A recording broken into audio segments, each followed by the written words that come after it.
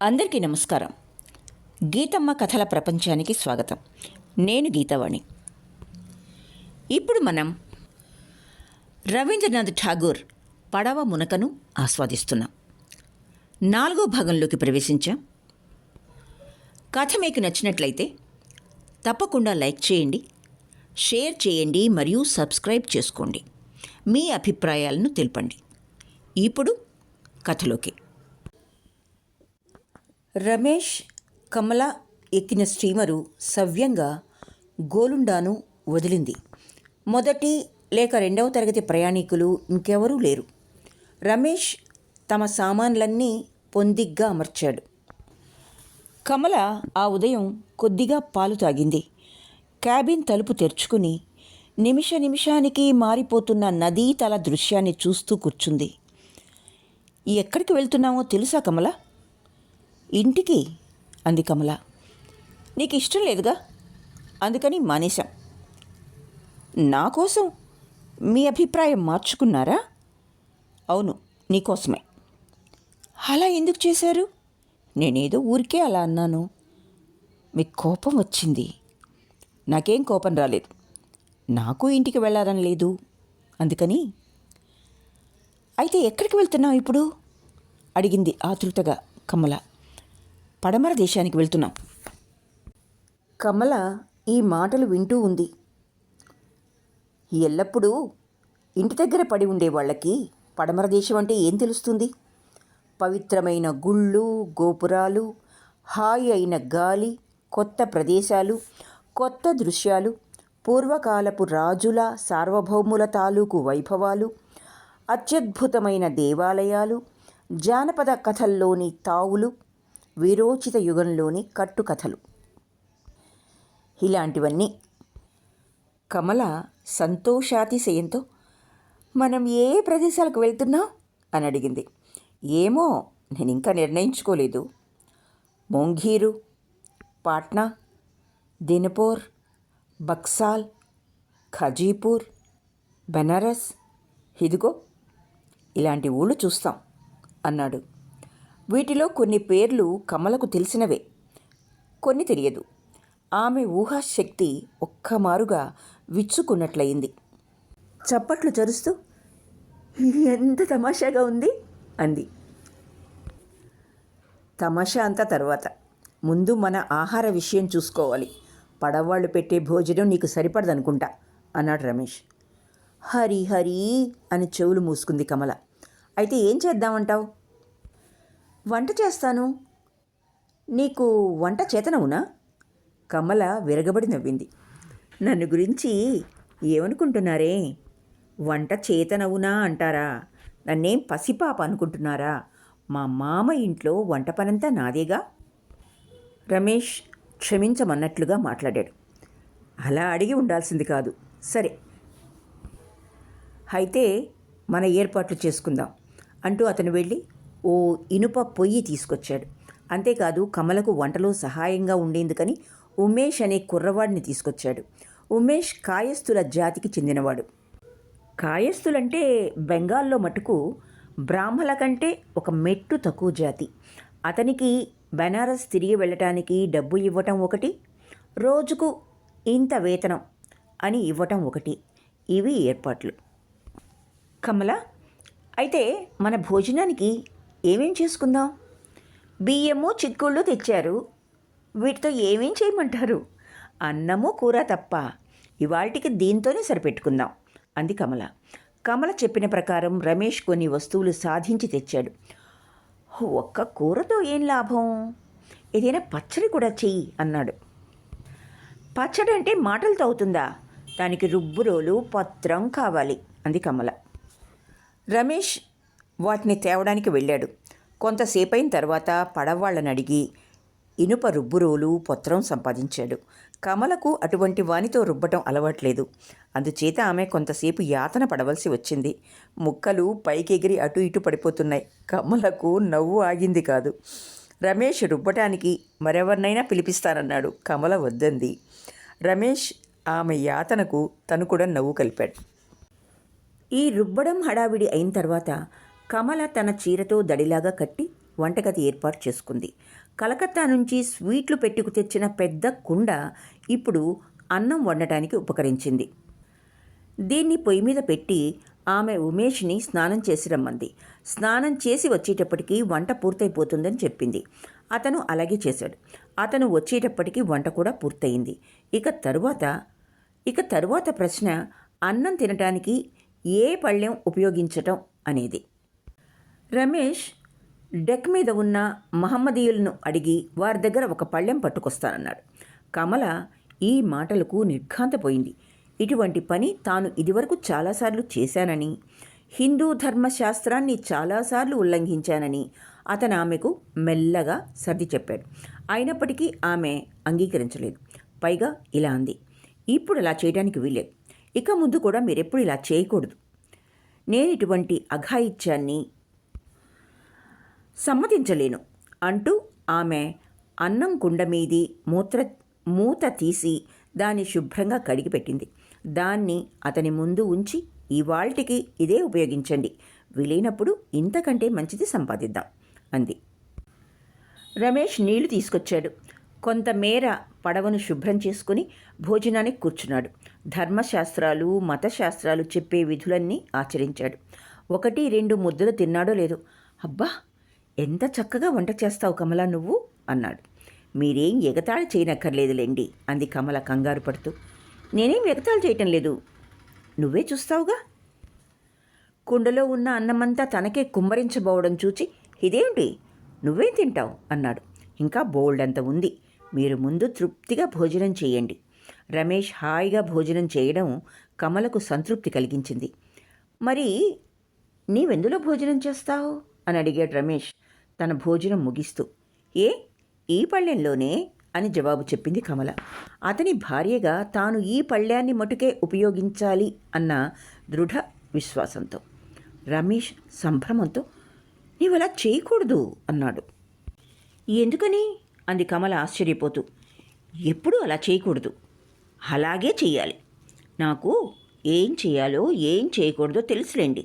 ఉమేష్, నువ్వు దేనిలో భోజనం చేస్తావు అని అడిగింది కమల. క్రింద మిఠాయిలమ్మే అబ్బి దగ్గర తామరాకులున్నాయి, ఒకటి అడిగి తెచ్చుకుంటాను.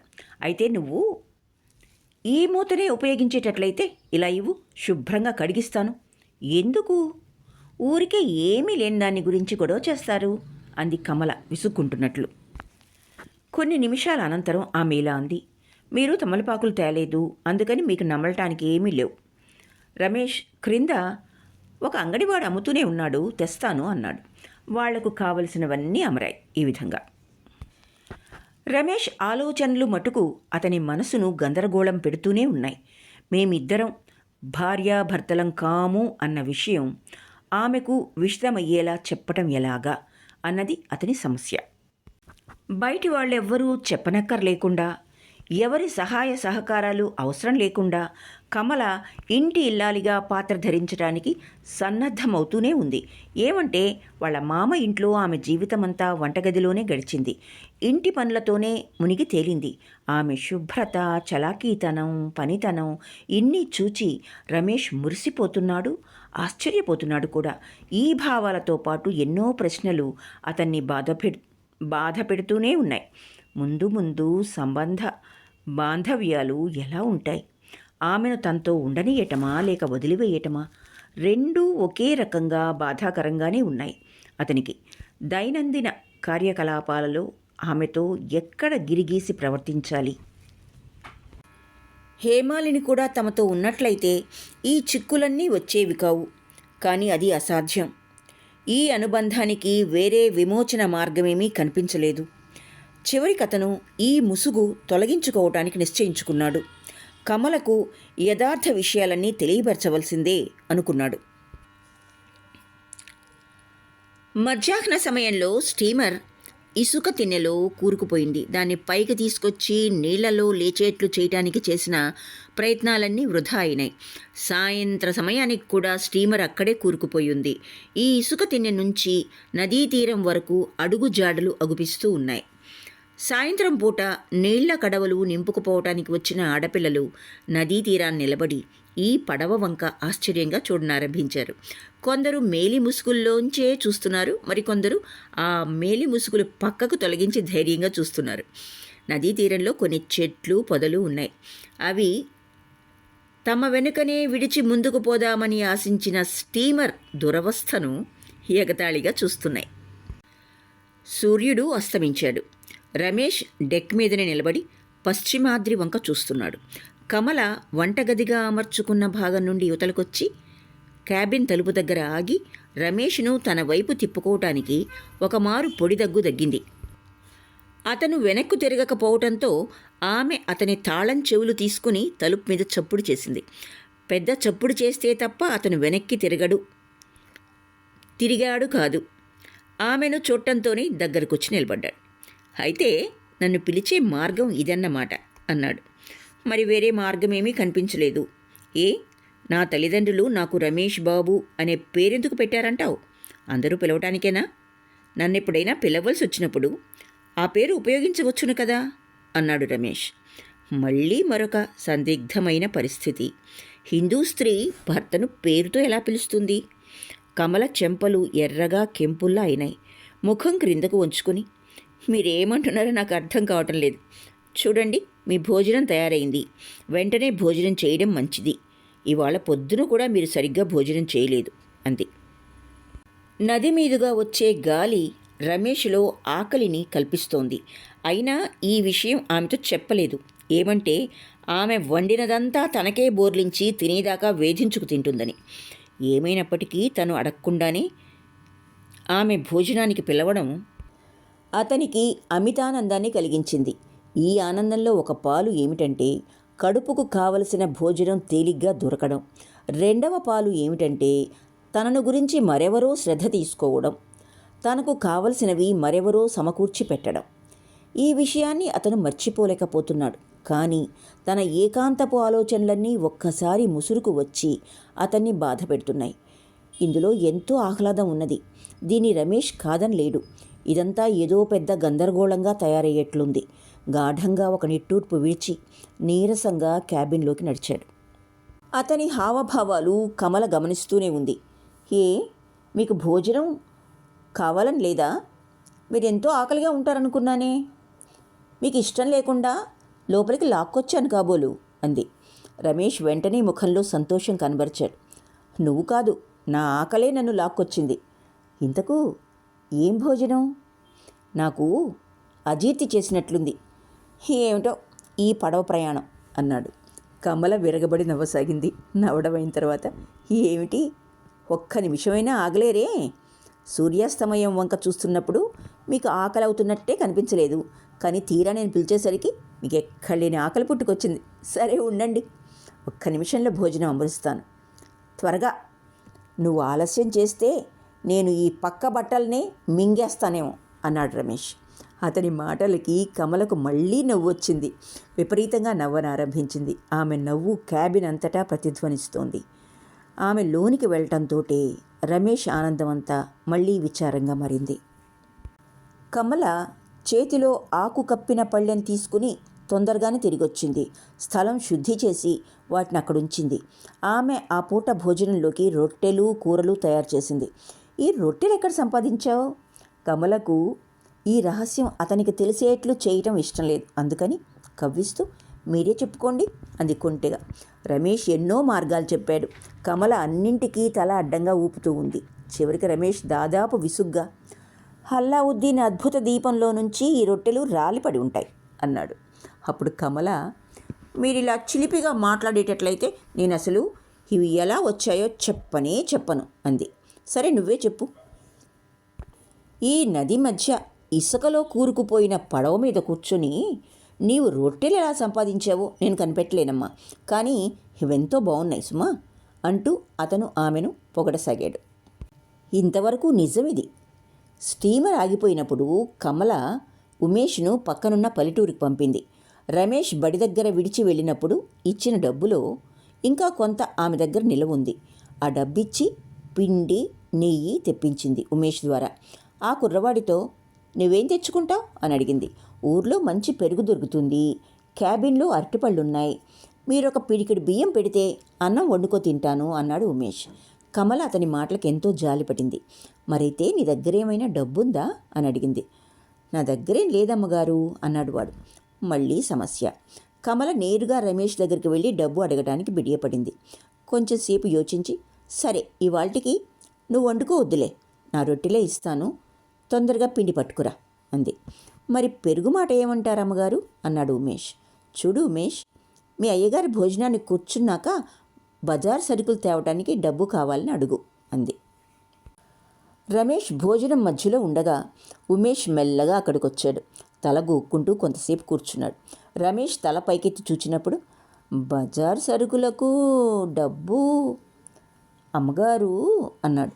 అప్పుడు కానీ రమేష్కి ఎవరికి కానీ సుష్టుగా భోజనం కావాలంటే సుష్టుగా డబ్బు ఖర్చు అవుతుందని, తన దగ్గర అద్భుత దీపం అంటూ ఏది లేదు గనక తను కూడా అందరి మాదిరేనని తెలిసి రాలేదు అప్పటికి కానీ.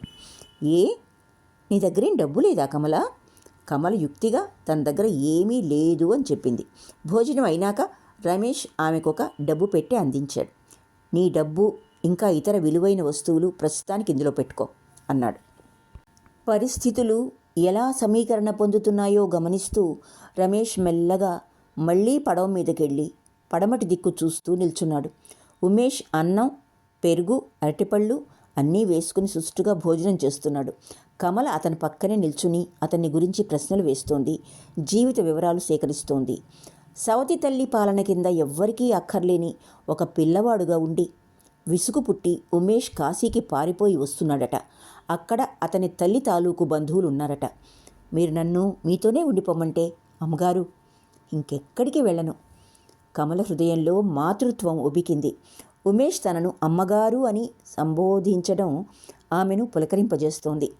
అలాగే ఉమేష్, నువ్వు మాతోనే ఉండిపో అంది ఉత్సాహంగా. క్రమక్రమంగా చీకటి ఆవరించింది. బాతులు ఎక్కడెక్కడ తిరుగుతున్నవి క్రమంగా తమ ఇసుక గూళ్లకు చేరుకున్నాయి. కాకులు తమ తమ చెట్ల కొమ్మలకు చేరుకుని గందరగోళం ఆపివేశాయి. అన్ని పడవలు తీరంలో విడిశాయి. ఒక పడవ మటుకు ముందుకు పోతోంది. దాని నీడ నీటి మీద నల్లగా పడుతోంది. రమేష్ ఒక ఫ్రేమ్ కుర్చీ యువతలకు లాక్కుని దాని మీద కూర్చుని లేత కాంతులను పరిశీలిస్తున్నాడు. ఆకాశంలో పడమర దిక్కున చీకటి నీడలు బంగారు వర్ణపు కాంతిని ఆకొన్నాయి. చంద్రుని కాంతి భూమిని పొగమంచులా ఆవరిస్తోంది. రమేష్ తనలో తాను హేమా హేమా అనుకున్నాడు. ప్రియమైన ఈ పేరు అతని హృదయాన్ని మధురాతి మధురమైన రీతిన పెనవేసుకుపోయింది. ఆ పేరు తలుచుకుంటే చాలు అతనికి ఏదో విపరీత దృశ్యం అగుపడుతుంది. శరీరమంతా ఒక విధంగా పులకరించి కన్నీళ్లు కూడా కారుతున్నాయి. గడిచిన 2 సంవత్సరాలుగా నడిచిన తన జీవితమంతా ఒక్కమారుగా అతని ముందు పురివిప్పుకు నిల్చింది. హేమాలినిని మొదటిమారు కలుసుకున్న సన్నివేశం మనసుకు తెచ్చుకున్నాడు. ఆ రోజు తనకెంత సుదినమో అతనికి తెలిసి రావటం లేదు. జోగేంద్ర అతన్ని ఇంటికి తీసుకువెళ్ళాడు. టీ టేబుల్ ముందు ప్రథమ స్థానంలో హేమాలిని ఆశీనురాలై ఉండడం చూసి ఈ యువకుడు ఎంతో సిగ్గుపడిపోయాడు. క్రమక్రమంగా అతని బెరుకుతనం వదిలింది. ఆమె సన్నిధిలో మామూలుగా మెలగడం అలవాటైంది. వారి పరిచయం అధికమైన కొద్దీ అతనిలో గీతాలు ఉద్భవించసాగినాయి.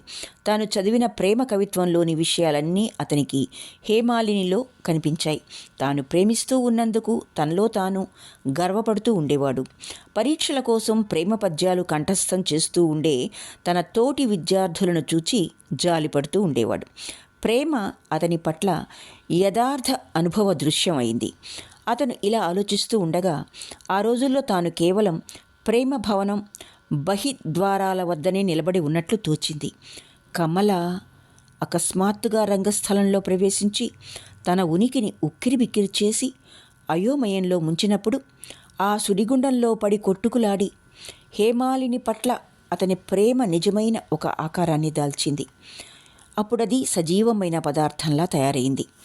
రమేష్ ఇలా ఆలోచిస్తూ తల చేతుల మీదకు వాల్చుకున్నాడు. జీవితం అతని ముందు తివాచీలా పరుచుకుంది. హృదయ తాపం, ఎన్నటికీ తృప్తి అనిపించని హృదయ తాపం. వలలో చిక్కిన జంతువులా అక్కడి నుండి తప్పించుకుని యువతల పడ్డానికి యమయాతన పడుతూ ఏమీ లాభం కనిపించక బెంబేలు పడటం. ఇది ఈ జీవిత స్వరూపం. ఈ వలను చింపి తన శక్తినంతా ఉపయోగపరచి తాను యువతల పడలేడా? అతడు దృఢ నిశ్చయంతో తల విసిరేశాడు. ఇలా చేయటంలో కమల తన ప్రక్కనే నిలబడి ఉన్నదని తెలిసి వచ్చింది. మరో ఫ్రేమ్ కుర్చీ మీద చేతులు ఆనించుకుని నిలబడి ఉంది. అతని కదలిక ఆమెను ఉలిక్కి పడేటట్లు చేసింది. మీరు నిద్రపోయారనుకున్నాను.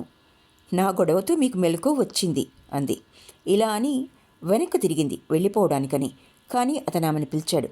అబ్బే లేదు కమల, నేనింకా నిద్రపోవటం లేదు. వచ్చి ఇలా కూర్చో, నీకొక కథ చెప్తాను అన్నాడు. కథ పేరు వినటంతోనే కమలకు సంతోషమైంది. అతని కుర్చీ ప్రక్కకు తన కుర్చీ కూడా లాక్కుని కుదురుగా అందులో కూలబడింది. రమేష్ ఆమెకు యథార్థమంతా చెప్పివేయాలనుకున్నాడు. కానీ ముందుగా కొంత వాతావరణం తయారు చేసి ఉంచితే తప్ప కమలకు ఈ కథ కలవరం కలిగిస్తుందని కూడా అనుకున్నాడు. అందుకని ఈ కథ చెప్తాను రమ్మంటూ ఆహ్వానించాడు. అనగా అనగా అంటూ ప్రారంభించాడు. రాజపుత్రుల వంశం ఒకటి ఉంది. వాళ్ళు ఎన్నాళ్ళ క్రితం, బాగా చాలా ఏళ్ల క్రిందటి కథ అని అడిగింది కమల. అవును, చాలా సంవత్సరాల క్రితం. అప్పటికి నువ్వింకా పుట్టలేదు. ఓహో, మీరు మాత్రం ఉన్నారన్నమాట. చిన్న పాపలా ఉన్నారా? సరే చెప్పండి. ఈ రాజపుత్రులకు తమాషా అయిన ఆచారాలున్నాయి. వాటిలో ఒకటేమిటంటే, ఏ రాజకుమారుడైనా వివాహ సమయంలో తాను అత్తవారింటికి వెళ్లకుండా తన కత్తిని మట్టుకే పంపుతాడు. పెళ్లికూతురికి కత్తితోనే వివాహపు తంతంతా జరుగుతుంది. తర్వాత పెళ్లికూతురు అత్తవారింటికి వస్తుంది. అక్కడ వాళ్ళిద్దరికీ యథావిధిని వివాహం జరుగుతుంది. మళ్ళీ కమల, ఓహో, ఏం విచిత్రంగా ఉన్నది ఈ పద్ధతి అని ఆశ్చర్యాన్ని ప్రకటించింది. సరే, ఆ విషయం అలా ఉంచు. కథలో సంగతి అది. ఈ రాజపుత్రులు వివాహానికని తమంత తాము పిల్ల ఇంటికి వెళ్ళటం ఏదో తక్కువ పనిగా భావిస్తారు. మన కథలో రాజు ఇటువంటి వంశానికి చెందినవాడు. ఒక్కరోజు ఆయన ఏ దేశానికి రాజు చెప్పలేదు అంది కమల మధ్యలో అందుకుని. మధుర దేశపు రాజు. ఒకరోజు ఆ రాజు, ముందు ఆయన పేరేమిటో చెప్పండి అని ప్రశ్నించింది కమల. ఆమెకన్నీ యథావిధిగా ఉండాలి కానీ ఏదో ఒకటి అనుకోవడం అంటే రుచించదు. రమేష్కు ఈ విషయం గనక తెలిసి ఉన్నట్లయితే ముందుగానే తయారై వచ్చి ఉండేవాడు. ఇంతకు ఆమె కథ వినటానికి ఉత్సుకత చూపిస్తున్నది గనక అతన్ని ఏ కొద్ది వివరాలు కూడా చెప్పంది ముందుకు వెళ్ళనివ్వదు. రమేష్ ఒక్క క్షణం ఆలోచించి, అతని పేరు రంజిత్ సింగ్ అన్నాడు. కమల తనలో తాను మధుర దేశపు రాజు రంజిత్ సింగ్ అనుకుని, సరే చెప్పండి అంది. ఒకరోజు ఎవరి నోటి వెంటనో ఒక విషయం విన్నాడు. అదేమిటంటే, ఇదే వంశానికి చెందిన మరొక రాజు దగ్గర బంగారు భరిణ లాంటి కుమార్తె ఉన్నదని. ఏ దేశపు రాజు? కంజీవరపు దేశరాజు అనుకుందాం పోనీ అన్నాడు రమేష్. అనుకోవడం ఏమిటి, అతను నిజంగా కంజీవరం దేశపు రాజు కాదాయే అని అడిగింది కమల నిక్కచ్చిగా. అవును, కంజీవరం దేశపు రాజే. నీకు అతని పేరు కూడా తెలుసుకోవాలనుందా? అయితే విను. అమర్ సింగ్. ఆ బంగారు భరిన పేరు చెప్పారు కాదు. హరేరే, మర్చిపోయాను. ఆమె పేరు ఏమిటంటే, ఆమె పేరు చంద్ర. మీరు పేర్ల విషయం అలా మర్చిపోతారే? అసలు మీరు నా పేరే మర్చిపోయారాయను. సరే, కథ విను. అయోధ్య రాజు ఈ అందాల రాశిని గురించి ఎవరి నోటి వెంటో విన్నాడు. అయోధ్య రాజు ఎవరండి? మళ్ళీ ముందు మధుర రాజు అన్నారు కదూ. కమల, అతను ఒకే ఒక దేశానికి రాజు అనుకుంటున్నావా ఏమిటి? అయోధ్యకు మధురకు కూడా రాజు. అవి పక్కపక్క రాజ్యాలుగా. అవును, ఒకదాని పక్కనే మరొకటి. అతను ఇలా చెప్పుకుపోతుంటే కమల మధ్యలో తప్పులెత్తి చూపుతోంది. ఎలాగైతేనే వాటినన్నింటినీ సరి చేసుకుంటూ పోతున్నాడు. అతను చెప్పిన కథంతా ఇలా తయారైంది. మధుర దేశపు రాజు రంజిత్ సింగ్ కంజీవరం రాజుకు రాయబారం పంపుతూ అతని కూతుర్ని తనకిచ్చి వివాహం చేయవలసిందిగా కోరాడు. దీనికి కంజీవరం రాజు ఈ కోరికకు వెనువెంటనే ఆమోదం తెలియపరిచాడు. అప్పుడు ఇంద్రజిత్తు, రంజిత్ సింగ్ తమ్ముడు సైన్య సహకారాలతో కంజీవరం రాజధానిలో ప్రవేశించాడు. కంజీవరం నగరమంతా ఆయన గౌరవార్థం వేడుకలు వినోదాలలో తేలియాడింది. రాజా జ్యోతిష్కులు అంచనాలు వేశారు, లెక్కలు సమకూర్చుకున్నారు. వివాహానికి సుముహూర్తం నిర్ణయించారు. కృష్ణపక్ష ద్వాదశి నాడు తెల్లవారుజాము 2 గంటలకు సుముహూర్తం. ఆ రాత్రి నగరంలోని ఇళ్లన్నీ పూల తోరణాలతో అలంకరించబడ్డాయి. నగరమంతా దేదీప్యమానంగా ఎన్నెన్నో వెలుతుర్లతో వైభవం వెదజల్లుతోంది. ఇదంతా రాకుమారి చంద్ర వివాహ సన్నాహమే. అయినప్పటికీ రాజకుమారికి తన కాబోయే భర్త ఎవరో తెలియదు. ఆమె పుట్టినప్పుడు పరమానంద స్వామి ఆమె తండ్రితో ఇలా అన్నారు: ఒక నక్షత్ర ప్రభావం వల్ల అమ్మాయికి కీడు కలుగుతుంది. ఈ కీడుకు విరుగుడుగా అమ్మాయి వివాహం అనుకున్నప్పుడు పెళ్లి కుమారుని పేరు ఆమెకు తెలుపకుండా ఉంచండి అన్నాడు. సుముహూర్తం వేళకు రాకుమారికి కత్తితో వివాహపు వేడుకలన్నీ జరిపించి పెళ్లి కుమారుని తరఫున ఇంద్రజిత్తు కానుకలన్నీ సమర్పించాడు. తన అన్నగారి భార్యకు వంగి నమస్కారం చేశాడు. ఇంద్రజిత్తు రాముని తమ్ముడైన లక్ష్మణుడు ఎటువంటివాడో తన అన్న పట్ల అటువంటివాడు. అతనెంతసేపు ఆమె పాదకమలముల వంక చూస్తూనే ఉండిపోయాడు. కానీ ఒక్క మారైనా తలపైకెత్తి ఆమె ముఖంలోనికి చూడలేదు. ఔపోష్యన కార్యం రేపనగా ఇంద్రజిత్తు పెళ్లి కుమార్తెకు పల్లకీ చేయించి ఆమెను తమ ఊరికి ప్రయాణం చేయించారు. రాకుమారి తండ్రి మదిలో పరమానంద స్వామి చెప్పిన వాక్కులు మెదిలాయి. గుండె దడదడలాడింది. అయినా సంభాళించుకుని కుడి చేతిని అమ్మాయి శిరస్సు మీద ఉంచి ఆమెను ఆశీర్వదించాడు. రాణి అమ్మాయి నుదుటిపై ముద్దాడుతూ కన్నీళ్లు ఆపుకోలేకపోయింది. దేవాలయాల్లో వేల కొద్దీ పురోహితులు కీడు తొలగిపోయేందుకు ఎన్నో మంత్రాలు వల్లిస్తున్నారు, జపిస్తున్నారు. కంజీవరం మధురకు చాలా దూరాన ఉంది. ప్రయాణం దాదాపు 1 నెల రోజులు పడుతుంది. 2వ నాడు సాయంకాలం రాజపుత్రులు వత్సా నదీ తీరంలో గుడారాలు వేసుకుని ఆ రాత్రి అక్కడే మకాం వేయాలని నిశ్చయించుకున్నారు. అప్పుడు వారి పక్కనున్న అడవిలో నుండి దివిటీలు తమ వైపుగానే వస్తున్నట్లుగా అగుపించింది. ఒక దూతను పంపి అదేమిటో చూచి రమ్మన్నారు. ఆ దూత త్వరగానే తిరిగి వచ్చాడు. ఎవరో వివాహం నుండి తిరిగి వస్తున్న వారి తాలూకు దివిటీలట అవి. వారు కూడా రాజవంశానికి చెందిన వారేనట. పెళ్లి కుమార్తెను సాయుధ బలాలతో అత్తవారింటికి తీసుకువెళ్తున్నారట. రోడ్డు క్షేమకరమైంది కాదు గనక వారు ఈ రాకుమారుని రక్షణను కోరుతున్నట్లుగా దూత వర్తమానం తెచ్చాడు. ఈ వర్తమానం విని రాకుమారుడైన ఇంద్రజిత్తు ఇలా అన్నాడు: మనను సహాయం కోరిన వారికి ఉచిత రీతిన తోడ్పడటం మన కర్తవ్యం. మన శక్తి చాలినంత వరకు వారికి సహాయం చేద్దాం. 2 వివాహపు జట్లు కలిసి ప్రయాణం సాగించాయి. 3వ రాత్రి అమావాస్య అయింది. ముందుగా పర్వత పంక్తులు, వెనుక దట్టమైన అడవి. మధుర గుడారాలలో గుర్రాలన్నీ చెంగు చెంగున గంతులు పెడుతున్నాయి. ఎవరో వాటి కట్టుతాళ్లను తెంపివేశారు. అక్కడక్కడా కొన్ని గుడారాలు తగులబడుతున్నాయి. ఆ మంటల వెలుగులో చంద్రుడు లేని ఆకాశం ఎర్రగా తయారైంది. యోధులు వెంటనే తమను బందిపోటు దొంగలు చుట్టుముట్టినట్లు తెలుసుకున్నారు. కొంతసేపు ద్వంద్వ యుద్ధం సాగింది. చీకట్లో ఎవరు మిత్రులో ఎవరు శత్రువులో తెలుసుకోవడం కష్టం. అంతా ఎవరికీ అర్థం కాని గందరగోళం. దోపిడీ దొంగలు గర్జనలు చేస్తూ తాము దోచుకున్న వస్తువులతో కొండల వైపు పరిగెత్తుకు వెళ్లారు. ఈ పోరాటం అయిన తర్వాత రాకుమారి చంద్ర ఎక్కడా కనిపించలేదు.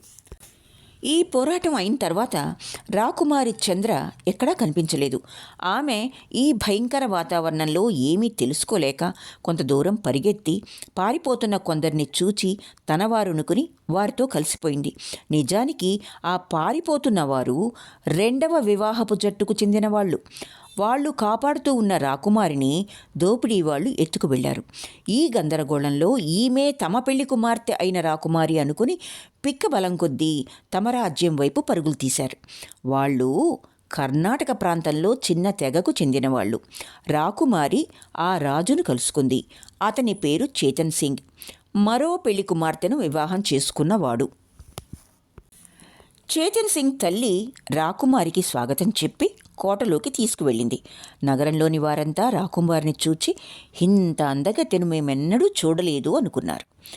చేతన్ సింగ్కు తను ఒక బహుమానంగా గెలుచుకున్నట్లుగా ఉంది. ఆమెను హృదయంలో ఆరాధిస్తున్నాడు. ఆమె ఆకారాన్ని పూజిస్తున్నాడు. రాకుమారికి భార్యగా తన విధులేమిటో బాగా తెలుసు.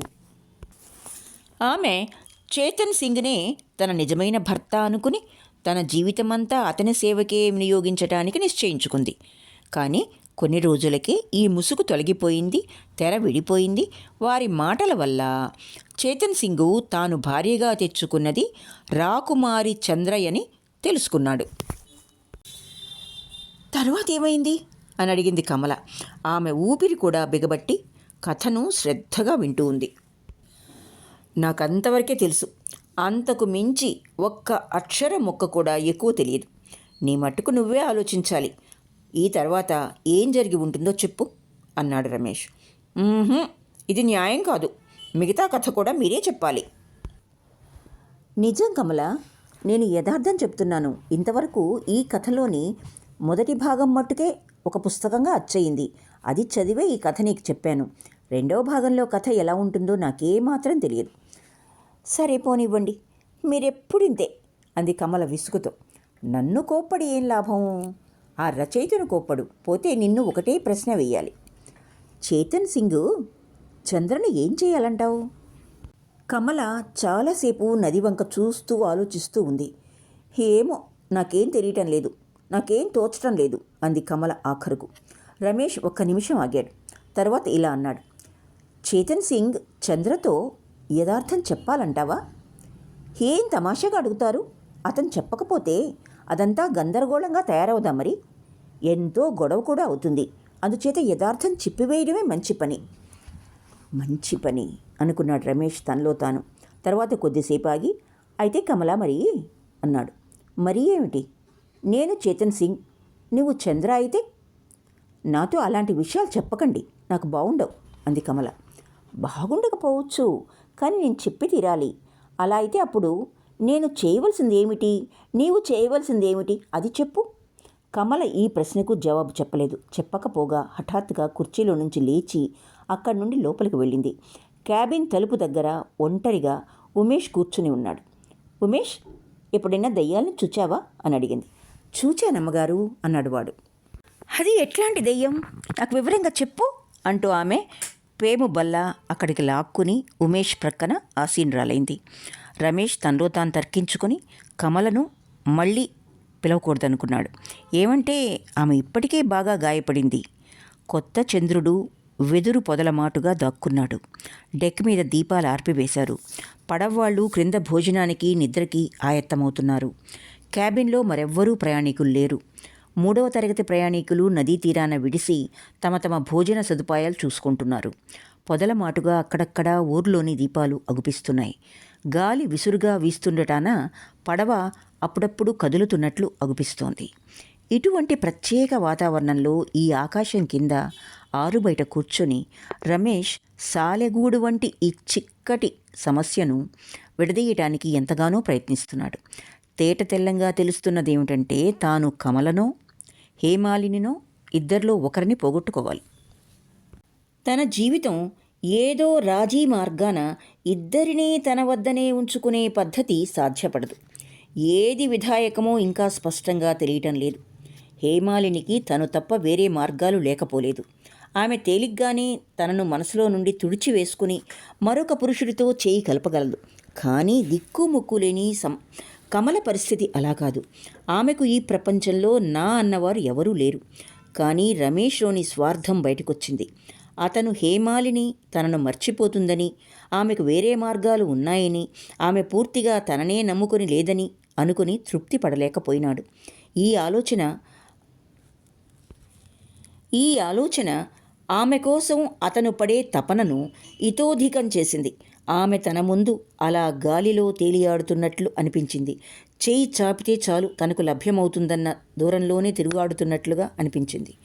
అతను ఇలా ఆలోచిస్తూ చేతుల మీదకి తల వాల్చుకున్నాడు. దూరంగా నక్కలు కూతలు పెడుతున్నాయి. ఆ కూతలు విని కుక్కలు కూడా మురుగుతున్నాయి. ఈ ధ్వనులకు అతను తల పైకెత్తి చూచాడు. పక్కనే కమల నిల్చుని ఉండటం కనిపించింది. కుర్చీలోంచి లేచి, ఏం కమల, ఇంకా నిద్రపోలేదా?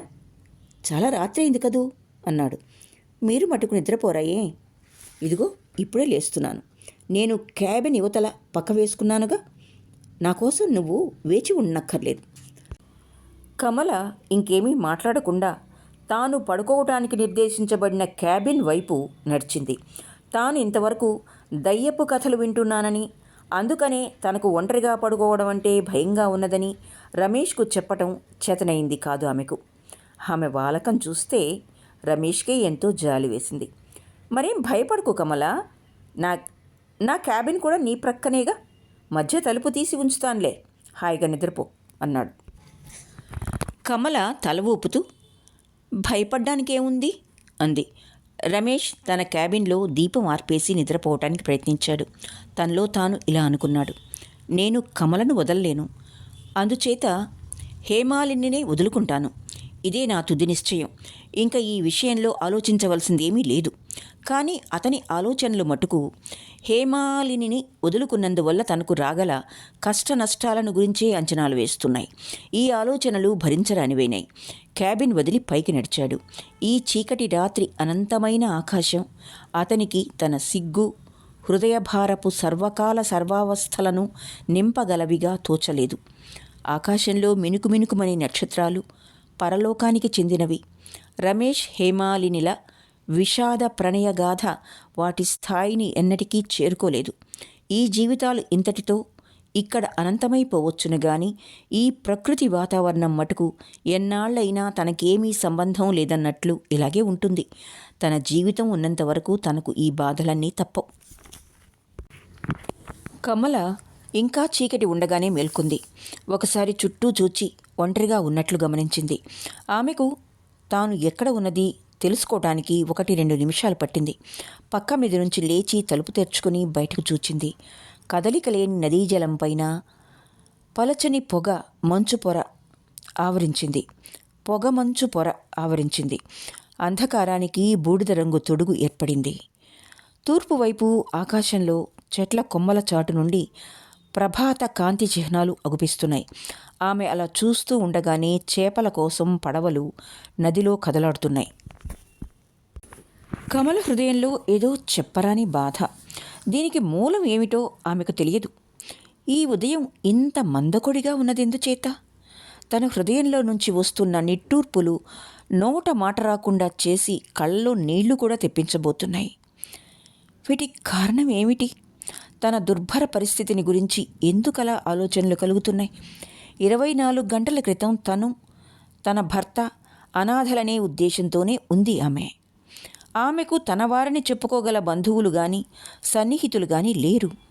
ఇప్పుడే అంతలో ఏమైందని తనకు ఈ ఒంటరితనపు ఊహలొస్తున్నాయి. రమేష్ ఒక్కడే తనకు యావదాస్తి కదా. ఈ విశాల విశ్వంలో తన ఉనికి ఎంత అనామకమైనదనే ఊహ ఆమెకెందుకు కలుగుతోంది? అలా తెరిచి ఉన్న తలుపు దగ్గర నిలబడి ఉండగా నదీతలం ప్రవహిస్తున్న బంగారులా అగుపిస్తోంది. పనివాళ్లు కార్యక్రమంలో ఆరంభం చేశారు. యంత్రాలు గొడవ చేస్తున్నాయి. రమేష్కు కూడా మెలకువ వచ్చింది. కమలను వెతుక్కుంటూ క్యాబిన్ తలుపు దగ్గరకొచ్చాడు. అతన్ని చూడగానే ఆమె దిగ్భ్రమ చెందింది. ముఖం మీదికి చీర కొంగు లాక్కుంది. కమల, స్నానం చేశావా అని అడిగాడు రమేష్. ఇది అమాయకమైన ప్రశ్నగా అనిపించింది. అయినప్పటికీ ఆమెకు కోపం తెప్పించింది. లేదన్నట్లుగా తల ఊపి వెనక్కు వెళ్ళబోయింది. అతను ఇలా అన్నాడు, కాసేపట్లో జనం వచ్చేస్తారు, నువ్వు ముందుగానే తయారవటం మంచిది. కమల బదులు చెప్పలేదు. కుర్చీ మీద నుంచి తువ్వాలు లాక్కుని అతన్ని దాటి స్నానాల గది వైపు వెళ్ళింది. రమేష్ ఇలా తనకంటే ముందుగానే లేచి తన అలంకారాలను గురించి అజమాయిషీ చేయటం కమలకు అనవసరంగానేగాక అసంబద్ధంగా కూడా అనిపించింది. అతనెప్పుడూ తనతో వ్యవహరించడంలో ఒక గిరి గీసుకున్నాడని, దాన్ని దాటి ఎప్పుడూ పైకి రాడని ఆమెకు తెలుసు. ఎంత చనువు ఏర్పడినా ఇంతేనని కూడా తెలుసు. ఆమె పరిచయం ఎప్పుడూ అత్తగారి పాద సన్నిధిని కూర్చుని ఆదర్శమైన ఇల్లాలు ఎలా మెలగవలసింది పాఠాలు నేర్చుకోలేదు. కానీ ఈ ఉదయం రమేష్ను చూడటంతోటే ఆమెకెక్కడలేని సిగ్గు ముంచుకొచ్చింది. కమల స్నానం చేసి తన క్యాబిన్కు తిరిగి వచ్చిన మీదట రోజువారీ పనంతా ఆమె కోసం కనిపెట్టుకుని ఉంది. పమిట కొంగుకు ముడివేసుకున్న తాళం చెవుల గుత్తి చేతిలోనికి తీసుకుని ఆమె బట్టల పెట్టె దగ్గరకు వెళ్ళింది. పెట్టి తెరవడంతోటే రమేష్ తనకు బహుకరించిన డబ్బుల పెట్టె కనిపించింది. నిన్న ఆ పెట్టె ఆమెకు సరికొత్త ఆనందాన్ని, సంతోషాన్ని కలిగించింది. దాన్ని దగ్గరుంచుకుంటే ఆమెకు సరికొత్త హక్కులు, అధికారాలు, స్వేచ్ఛ వచ్చినట్లనిపించింది. అందుకని దాన్ని భద్రంగా పెట్టెలో ఉంచి తాళం వేసింది. కానీ ఇవాళ అలా అనిపించడం లేదు. ఈరోజు అంత సంతోషం కలగటం లేదు. ఈ పెట్టె ఎటు వచ్చి రమేష్ది, తనది కాదు. దీనికి హక్కుదారు తాను కాదు. దీన్ని తన ఇష్టం వచ్చినట్లు చేయటానికి తనకు హక్కు లేదు. పైగా ఇది తనకు మరొక బాధ్యతను కూడా కలిగిస్తోంది. రమేష్ క్యాబిన్లోకి ప్రవేశిస్తూ, ఏ అలా మూగగా ఉన్నావు? పెట్టె తెరవగానే దెయ్యం కనిపించిందా ఏ అన్నాడు. కమల డబ్బు పెట్టె ఇవతలకు తీసి, ఇది మీది అంది. అయితే ఏం చేయమంటావు? మీకేమైనా కావాల్సి వస్తే చెప్పండి, ఈ డబ్బుతో తెప్పించి పెడతాను. మరి నీకేమీ అక్కర్లేదా? నాకు డబ్బేం అక్కర్లేదు అంది కమల తల పక్కకు వంచుతూ. రమేష్ నవ్వాడు. చాలామంది మనుషులు ఇట్లా చెప్పలేరు. అయినా నీకు డబ్బు అంత విలువలేనిదిగా కనిపిస్తే పోనీ ఎవరైనా కొత్త వాళ్లకు బహుమతి ఇవ్వు. అందరిలోకి నాకే ఎందుకు ఇస్తావు అన్నాడు. కమల ఏమీ మాట్లాడకుండా డబ్బు పెట్టి నేల మీద ఉంచింది. సరే నిజం చెప్పు కమల, ఇంతకు రాత్రి కథంతా పూర్తిగా చెప్పనందుకేనా నీకు ఈ చిరాకు? నాకేం చిరాకు లేదు అంది కమల ఇంకా నేల వైపు చూస్తూనే. అలా అయితే ఈ డబ్బు పెట్టెను ముట్టుకొని చెప్పు, అప్పుడు నిజం అనుకుంటాను. దానికి దీనికి సంబంధం ఏమిటి?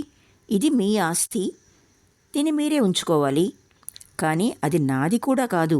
బహుమతులు ఇచ్చి తిరిగి వెనక్కు తీసుకున్న వాళ్ళు భూతాలై పుడతారట. నేను భూతాన్ని కావాలని ఉందా ఏమిటి నీకు? కమలకు ఈ మాటలు తమాషా అనిపించి నవ్వు ఆగింది కాదు. వద్దు వద్దు, నిజంగా బహుమతులు ఇచ్చి పుచ్చుకున్న వాళ్ళు భూతాలవుతారా? నేనెప్పుడూ ఆ విషయం వినలేదు. నిజం తెలుసుకోవాలంటే ఒకటే మార్గం. ఈసారి నువ్వు దయ్యాన్ని చూసినప్పుడు ఈ విషయాన్ని అడుగు. కమల ఉత్సుకత ఎక్కువైంది. నిజంగా చెప్పండి, మీరు నిజంగా చూశారా అని అడిగింది. నిజం దెయ్యాలు కాదు, నకిలీ వాటిని చూచాను. నిజం దెయ్యాలు అరుదుగా కానీ కనిపించవు. ఉమేష్ అంటాడు. ఉమేష్ ఎవరు? ఎవరా? మన దగ్గర పనిచేస్తున్న కుర్రాడు. వాడు దయ్యాన్ని చూచాట.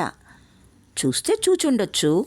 ఇంతలో విశ్వ ప్రయత్నం మీద పడవ వాళ్ళు పడవను నీళ్లలోనికి తీసుకురాగలిగారు. పడవ అలా కొంత దూరం వెళ్ళిందో లేదో తీరం మీద ఒక కుర్రాడు పరిగెత్తుకొస్తూ బిగ్గరగా అరుస్తున్నాడు. అతని నెత్తి మీద బుట్ట ఉంది. పడవ ఆపమని సైగ చేస్తూ చేతులు ఊపుతున్నాడు. పడవవాళ్ళు అతన్ని కానీ అతని అరుపు కానీ గమనించలేదు. రమేష్ను చూచి అతను బాబుగారు బాబుగారు అని అరవసాగాడు. నన్ను టికెట్లు ఇచ్చే మనిషి అనుకుంటున్నాడంటూ రమేష్ పడవ మీద తనకేమీ అజమాయిషీ లేదన్నట్లుగా అతనికి సైగ చేశాడు. అడుగో వాడు ఉమేష్, వాడిని వదిలి మనం ఎట్లా వెళ్ళాలి? పడవాపించండి తొందరగా అంది కమల. నా కోసం పడవాపుతారా అన్నాడు రమేష్. ఏమైనా సరే ఆపమని చెప్పండి, తొందరగా చెప్పండి, ఇంకా తీరానికి చెరువులోనే ఉన్నాం అంది కమల నిజంగా ఆదుర్దాగా. రమేష్ ఆమె చెప్పిన ప్రకారం చేశాడు. కానీ పడవ ఆసామి అది రూల్స్కు వ్యతిరేకం అన్నాడు. కమల కూడా రమేష్ వెనకనే వెళ్ళి ఇలా అంది. అలా అతన్ని వదలడానికి వీల్లేదు, ఒక్క క్షణం ఆపండి. పాపం ఉమేష్ వెర్రివాడు. మొత్తం మీద పడవ ఆగింది. ఉమేష్ ఎక్కాడు. కమల పాదాల దగ్గర బుట్ట ఉంచి తనకి ఏమీ జరగనట్లే కూర్చున్నాడు. కమల ఇంకా పూర్తిగా తేరుకోలేదు. ఇదేం నవ్వులాట కాదు. పడవ ఆగకపోయినట్లయితే ఏం చేసేవాడివి అంది. ఆమెకు జవాబు చెప్పడానికి మారుగా ఉమేష్ బుట్టలో తాను తెచ్చిన పళ్ళు కూరలన్నీ కుమ్మరిస్తున్నాడు. ఇవన్నీ ఎక్కడ తెచ్చావు అంది కమల. అతను చెప్పిన జవాబు పోలీసులు గనక వింటే సంతృప్తికరంగా లేదంటారు. ముందు రోజు పెరుగు కూరలు కొనటానికి ఊళ్ళోకి వెళ్ళినప్పుడు అక్కడ తోటల్లో ఈ కూరగాయలు పెరుగుతూ ఉండడం చూచాడట. అందుకని ఇవాళ తెల్లవారక ముందే పడవ ఇంకా ఇసుకలోనే కూరుకుపోయింది గనక ఎవ్వరిని అడగకుండా వాటిని కోసుకొచ్చేశాడు. వాళ్ళ తోటల్లోంచి ఇలా దొంగతనంగా తీసుకురావటం ఏమిటి? తప్పు కాదు అన్నాడు రమేష్. దొంగతనం కాదు, ఒక్కొక్క తోటలో కొన్ని మట్టుకే తీసుకున్నాను. ఎక్కువ తీసుకున్నంత మాత్రాన అది దొంగతనం కాదంటావా? దొంగ వెధవా, నా ముందు నుండి వెళ్ళు, ఇవి కూడా తీసుకుపో. ఉమేష్ కమల వంక దీనంగా చూచాడు. ఆమెకు కూరగాయల గుణాలను గురించి అభివర్ణించి చెప్తున్నాడు. రమేష్ ఇంకా కోపంగా, ముందు బయటికెళ్ళు, మళ్ళీ మాట్లాడేవంటే నీళ్ళలోకి తోసేస్తాను అన్నాడు. ఉమేష్ కమల వంక చూచాడు. ఆమె వాటినన్నింటినీ ఏరుకుని పక్కకు వెళ్ళమని సంజ్ఞ చేసింది. దీన్ని బట్టి ఇంకా ఆమె హృదయంలో తనకు దయాపూరిత సంజ్ఞ ఉన్నదని సంతృప్తితో కూరగాయలు బుట్టలోకి ఎత్తుకుని ప్రక్కకు వెళ్ళాడు. రమేష్ ఉత్తరాలు రాసుకోవడానికి క్యాబిన్లోకి వెళ్తూ, వాడు అలా దొంగతనం చేయవలసింది కాదు, నువ్వు వాడిని అలా ప్రోత్సహించకూడదు అన్నాడు. కమల ఒక్కమారు చుట్టూ చూచింది. ఉమేష్ 2వ తరగతి గుమ్మం దగ్గర కూలబడి ఉన్నాడు. 2వ తరగతి ప్రయాణికులు ఎవ్వరూ లేరు. అందుకని కమల శాలువా తలపైకి సర్దుకుని అక్కడికి వెళ్ళింది. అవన్నీ అవతల పారేశావా అని అడిగింది. లేదమ్మగారు, ఇక్కడే ఉంచాను అన్నాడు ఉమేష్. కమల కోపంగా కనిపించడానికి ప్రయత్నిస్తూ, నువ్వు చేసింది చాలా అల్లరి పని తెలుసా, ఈసారి ఎప్పుడు అలా చేయకు. నువ్వు అలా నదీ తీరం మీదనే దిగబడిపోయి అక్కడే ఉండిపోయినట్లయితే ఏమయ్యేది ఆలోచించు. ఆమె డెక్ ఇంట్లోకి వెళ్ళి కత్తిపెట్టి తీసుకురా అంది. ఉమేష్ తీసుకొచ్చాడు. ఆమె కూరగాయలు తరగసాగింది. ఉమేష్ తీసుకువచ్చిన కూరగాయలన్నీ నిమిషంలో తరిగిపోసింది. ఉమేష్ చేసిన చెడ్డ పని ఎదురుగుండా కనిపించకుండా చేయడానికి ఆమెకు అంతకంటే మార్గం కనబడలేదు. నిజానికి ఉమేష్ దిక్కు ముక్కు లేక తిరుగాటంతో పోల్చి చూస్తే ఇదే ఎంతో మేలు. నిజానికి ఉమేష్ దిక్కు మొక్కు లేకుండా తిరగాటంతో పోల్చి చూస్తే ఈ తోటల దొంగతనం ఒక లెక్కలోనిది కాదనిపించింది ఆమెకు సంతోషం కలిగించే విషయమల్లా ఏమిటంటే ఈ కుర్రవాడు కేవలం తన కోసమని ఇలా పడవను వదిలి తోటల వెంట పడ్డాడు. తన వంటకు కూరగాయలు తీసుకువద్దామనే సదుద్దేశం తప్ప ఇందులో మరే వింత భావమూ లేదు. నిన్నటి పెరుగు కొంత మిగిలిపోయింది, దాన్ని నువ్వు ఉపయోగించవచ్చు, కానీ గుర్తుంచుకో, ఇటువంటి పని మటుకు ఇక ముందు ఎప్పుడు చేయకూడదు అంది కమల. ఏమమ్మగారు, నిన్న మీరు పెరుగేసుకోలేదా అన్నాడు ఉమేష్ బాధగా. నీలాగా నాకు అంత ఇష్టం లేదు. పోన్లే, ఈ పూట భోజనానికి చేపలు తప్ప తతిమ్మవన్నీ ఉన్నాయి. మీ అయ్యగారి భోజనంలోకి కొన్ని చేపలు సంపాదించడం ఎట్లా? నేను తీసుకురాగలను అమ్మగారు, కానీ వాటికి ధర ఇవ్వాల్సి ఉంటుంది. ఆమె తన కనుబొమ్మలు అందంగా ముడివేస్తూ, నీ వంటి అల్లరి కుర్రవాడిని నేను ఎప్పుడు చూడలేదు. నేను ఎప్పుడైనా ఏ వస్తువైనా ధర ఇవ్వకుండా తీసుకురమ్మన్నానా అంది. నిన్నటి అనుభవం వలన రమేష్ నుంచి డబ్బు తీసుకోవడం ఈమెకు చాలా కష్టమైన పనిగా అనిపించింది.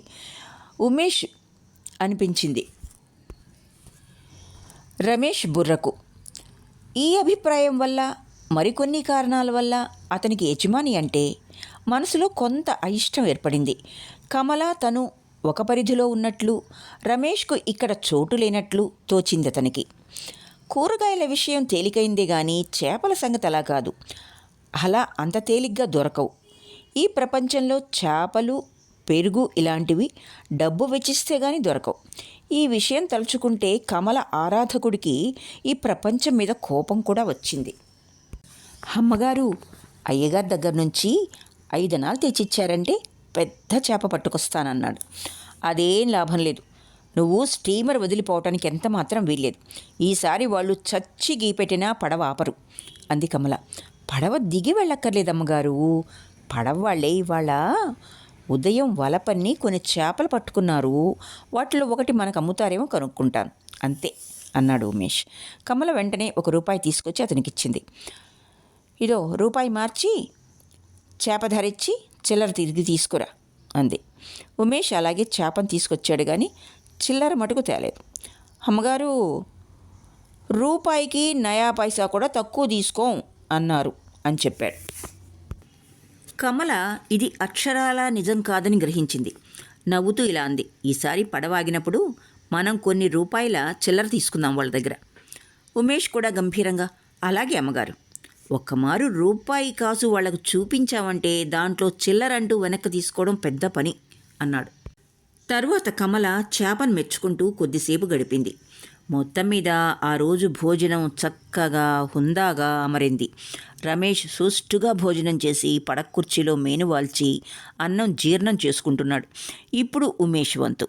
అతను భోజనం చేస్తుంటే కమలకు ఆనందం, ఆశ్చర్యం కలుగుతున్నాయి. అతను చేపను పొగుడుతూ ఊరికి తినేస్తున్నాడు. చివరికి ఆమె భయపడి, ఎక్కువగా తినకు ఉమేష్, సాయంత్రానికి ఉంచుతానులే, అంతా ఇప్పుడే తింటే హరాయించుకోలేవు అంది. దైనందిన కార్యక్రమం, ఊసుపోని పని, వినోద తరంగిత హృదయం అన్నీ ఆమెను ఉదయం ఎదుర్కొన్న బీభత్సం నుండి దూరంగా తీసుకువెళ్ళాయి. పగలు గడిచిపోతుంది. సూర్యుడు పడమరగా ప్రయాణం చేస్తున్నాడు. కమల మధ్యాహ్నమంతా తీరిక లేకుండా పనిచేస్తోంది. తమలపాకులు తయారు చేయడం, తల దువ్వుకోవడం, బట్టలు తుక్కోవడం, మార్చుకోవడం ఈ పనులతో సాయంత్రం అయింది. సూర్యుడు వెదురు పొదల వెనుకగా అస్తమిస్తున్నాడు. నిన్నటి మాదిరిగానే స్టీమరు ఈ రాత్రికి కూడా అలవాటైన రేవులోనే విడిసింది. కమల ఉదయం మిగిలిన కూరసారలే సాయంత్రానికి కూడా ఉపయోగిస్తాయని, అందుచేత ఈ పూట వంట పెద్ద పని కాదని అనుకుంది. రమేష్ ఇంతలో అటువైపు వచ్చి మధ్యాహ్నం తాను మృష్టాన్నం భుజించానని, ఈ పూట తనకు భోజనమే అవసరం లేదని అన్నాడు. అసలేమీ తిన్నంటారా అన్నది కమల విచారంగా. ఏమీ వద్దు, నన్ను బలవంతం చేయకు అంటూ రమేష్ అక్కడి నుంచి వెళ్ళిపోయాడు. అందుచేత కమల ఆ పూట ఆహార పదార్థాలన్నీ ఉమేష్ పళ్ళెంలో కుమ్మరించింది. అమ్మగారు, మీరేమీ ఉంచుకోలేదే? నేను భోజనం చేశాను, ఇది ఆమె జవాబు. ఆ వేళకు వంట తతంగం అయిపోయినట్లే. నదీ తీరం మీద, నదీ జలాల మీద చంద్రుని వెలుగు ప్రసరిస్తోంది. స్టీమర్ స్టేషనుకు దాదాపు గ్రామమేమీ లేదు. ఈ నిశ్శబ్ద నిషీధం ప్రియుని కోసం ఎదురుచూస్తున్న ఒంటరి స్త్రీలా ఉంది. ఒడ్డున రేకుల షెడ్లో ఆఫీస్ ఉంది. అక్కడ ఓ బల్ల మీద గుమస్తా కిరసనాయిల దీపం ముందు కూర్చుని లెక్కలు రాసుకుంటున్నాడు, కూడికలు చేసుకుంటున్నాడు. రమేష్కు ఈ గుమస్తా తెరిచి ఉన్న తలుపు గుండా కనిపిస్తాడు. విధి నన్ను కూడా ఇలా నియమితమైన కార్యక్రమాలకు అప్పచెపుతుందా? అటువంటి జీవితంలో ఏం ప్రమాదం ఉంది? రోజంతా లెక్కలు రాస్తూ ఉండడం, రోజు యజమాని చేత చీవాట్లు తింటూ ఉండడం, రాత్రి బాగా చీకటి పడిన తర్వాత ఇంటికి చేరుకోవడం, ఇది దినచర్య. క్రమక్రమంగా ఆఫీసులో వెలుతురు సన్నగిలింది. గుమస్తా తలకు శాలువ చుట్టబెట్టుకుని ఆ చీకట్లో ఎటో వెళ్ళిపోయాడు. కమల కొంతసేపటి నుంచి రమేష్ వెనకనే నిలబడుంది. కానీ రమేష్ ఈ విషయం గమనించలేదు. సాయంత్రం భోజనం అయిన మీదట ఆమె అతని నుంచి పిలుపును ఆశించింది. ఇప్పుడు ఆమె పనంతా పూర్తయింది, కానీ పిలుపు రాలేదు. అందుచేత తనంతట తానే డెక్ మీదకొచ్చేసింది. తీరా రమేష్ను చూడటంతోటే ఆమె కాళ్ళు ముందుకు సాగలేదు. అకస్మాత్తుగా ఆగిపోయింది. అతని ముఖం మీద చంద్రుని వెలుతురు పడుతూ ఉంది. అతని ముఖ కవళికలు చూస్తుంటే అతని మనసు ఇక్కడికి ఎంతో దూరంగా ఉన్నట్లుంది. ఆమె నుంచి చాలా దూరంగా ఉన్నట్లుంది. అతని ఆలోచనల్లో ఆమెకు స్థానం లేదు. అలా ధ్యాన నిమగ్నుడైన రమేష్కు తనకు మధ్య చంద్రకాంతి ధరించిన నిషి పెదవులపైన వేళ్లుంచుకుని నిలవబడినట్లు అనిపించింది ఆమెకు. రమేష్ ముఖాన్ని చేతుల్లో కప్పుకొని తల టేబుల్ మీదకు వాల్చుకున్నాడు. కమల తన క్యాబిన్కు పరిగెత్తింది. ఆమె కించిత్తైనా శబ్దం చేయకుండా వెళ్ళింది. ఏమంటే తను అతనిని వెతుక్కుంటూ వచ్చినట్లు రమేష్కు తెలియడం ఆమెకిష్టం లేదు. ఆమె క్యాబిన్ చీకటిగా ఉంది. గుమ్మం దాటుతూ ఆమె వణికింది. తన ఏకాంతం ఆమెను ఒక్కమారుగా వరదలో ముంచెత్తినట్లయింది. ఆ చీకట్లో ఆ గది ఏ రాక్షసుడి మాదిరిగానో పంజా ఎత్తుకుని తన మీదకు వస్తున్నట్లు ఉంది. కానీ ఇంతకంటే తనకు ఆశ్రయం ఎక్కడుంది? తనదని చెప్పుకుని హాయిగా మేనువాల్చి నిద్రించడానికంటూ కొంత స్థలం ఆమెకెక్కడా లేదు కదా. ఆమె ఒక్కసారి తొంగి చూసింది, మళ్ళీ వెనక్కు వెళ్ళింది. ఆమె మళ్ళీ గుమ్మం దాటుతూ ఉండగా రమేష్ గొడుగు ఆమె ట్రంకు పెట్టెకు తగిలి కిందపడి పెద్ద చప్పుడు చేసింది. ఈ చప్పుడుకు ఉలిక్కిపడి రమేష్ పైకి చూచి కుర్చీలో నుండి లేచాడు. నువ్వా కమలా అన్నాడు. ఆమె క్యాబిన్ తలుపు దగ్గర నిలిచి ఉండడం గమనించి, ఇందాకనే వెళ్ళిపోయావనుకున్నాను. నువ్వు నీరసంగా ఉన్నట్లున్నావే, చూడు. నేనిక్కడ ఎంతోసేపు ఉండనులే, లేచి వచ్చి క్యాబిన్లోనే పడుకుంటాను. మధ్య తలుపు తెరిచే ఉంచుతానన్నాడు. నాకేం భయం లేదు అంటూ కమల తన క్యాబిన్లోకి గబగబా అడుగులు వేసి తలుపు మూసింది. ఈ తలుపునే రమేష్ తెరిచి ఉంచాడు.